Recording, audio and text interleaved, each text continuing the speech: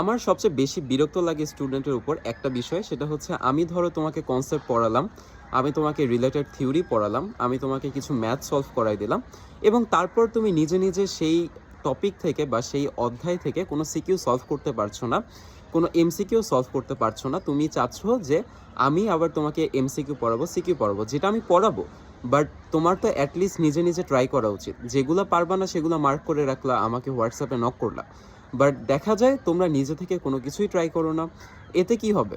এতে ধরো 10টা সিকিউ তোমাকে সলভ করবো, সেই 10টা তুমি ভালোভাবে পারবা, এরপরে বাকি যেগুলো আছে ওগুলাতে তুমি আবার আটকাবা। এই জন্য তোমার উচিত যে নিজে নিজে ট্রাই করা আগে, তারপর আমার ভিডিও দেখা। আমার ভিডিও তুমি রাখবা যে আচ্ছা আমি যদি না পারি তাহলে তার ভিডিও দেখব, তার আগে যতটুকু পারা যায় আমি নিজে নিজে সলভ করব। এটা হওয়া উচিত একটা আদর্শ স্টুডেন্টের বৈশিষ্ট্য। তা না হলে না তোমার যত ক্রিয়েটিভিটি আছে বা তোমার এক্সামে যে মার্ক পাওয়ার পসিবিলিটি, এটাও কমে যায়।